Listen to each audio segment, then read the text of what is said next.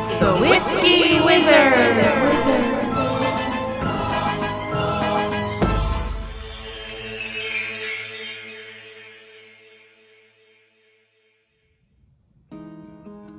Hello and welcome to the Whiskey Wizard, where we say that whiskey making takes scientific knowledge, an artisan's skill and dedication, and a bit of the wizard's alchemy of light, air, earth, and fire. This time we're continuing with another part of my Distillery series, where I recount whiskey distilleries that I visited and enjoyed. Tonight we're talking about another Nashville-based distillery, the Pennington Distillery.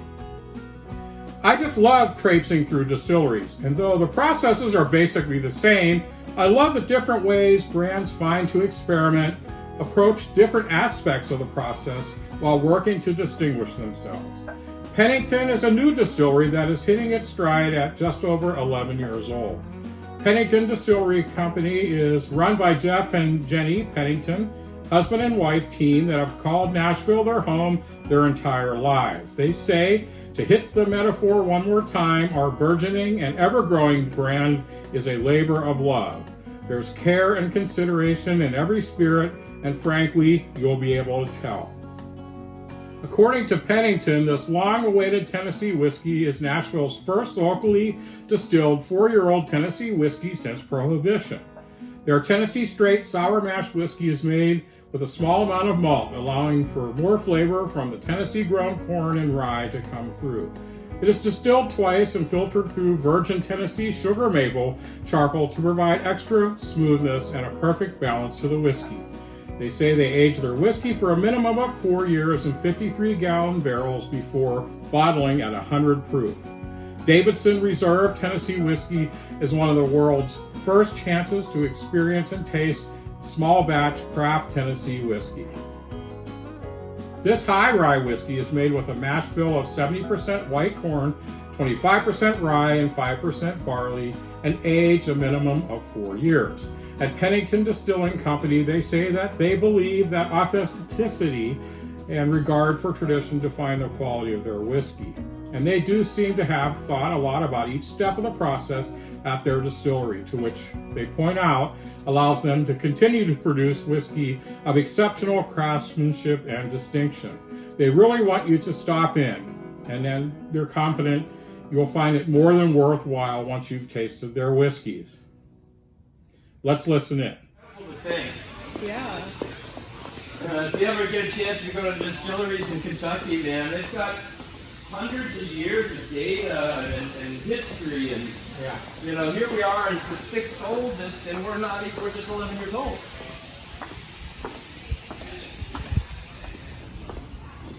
All right. Again, it's so odd for me just to see gallons of water that go in that thing. There's a steam pipe in there. You crank up the steam and you get the water up to temperature. Once you get the water up to temperature, we start grinding in the grains. So our distillers pre-measure, pre-weigh the grains in these black containers here, and then just sit them on top of the mill.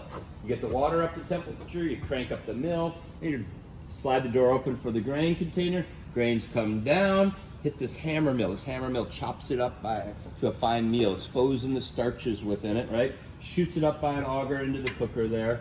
Grind the grain for us is about a 3-hour process. Once we finish grinding in the grain, now it's a mash. We're going to steep that mash throughout the day at certain temperatures. We'll boil it, add enzyme. The idea of spirits comes from this first pass. We're going to get it so hot in that still, we kill everything in the still, and the spirits rise up through the column. That's pretty much what happens. A condenser. We put cold water on the outside of that. It turns the vapor back into a liquid. And now we capture our low wine distillate down in our spirit safe down here. Low wine distillate, meaning at the beginning of this run, the proof is like 120 proof. That's your heads. We're not worried about that in the first pass. We take everything. There's no cuts. We're gonna take it all in the first pass. The second pass, there's some cuts. Our barrels come from Bardstown, Kentucky, Independent Stave Company.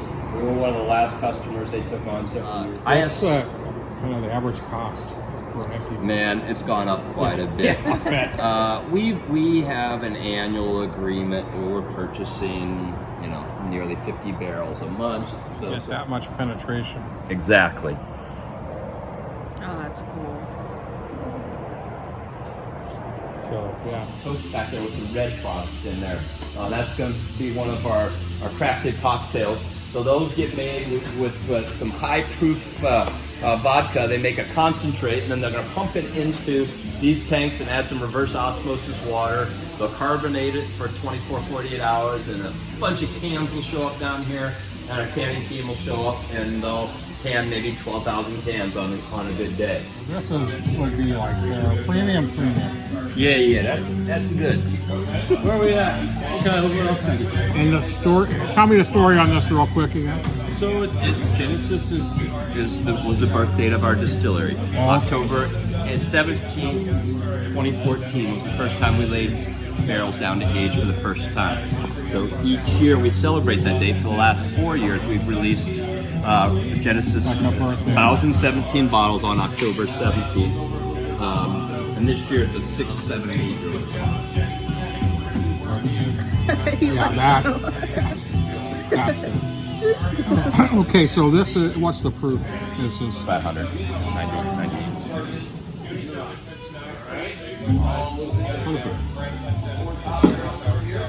I do that all the time. This is mine. They also make some pre-made cocktails as well as vodka.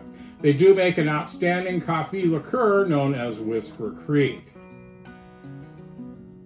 Pennington tells us that finally in 2017, after years of aging in oak barrels, they debuted their first recipe of Davidson Reserve whiskey, a delicious rye that carries notes of cinnamon, clove, honey, and just a hint of allspice. Since then, they've released 3 more varieties: Davidson Reserve 4-grain, Davidson Reserve Genesis, and most recently, Davidson Reserve Tennessee whiskey.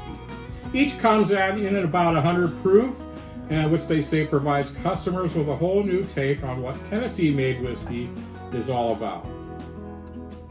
I gotta say, I like all of their whiskeys I tasted, but really love the Davidson Reserve and bought their Genesis offering, which I've been anxious to try.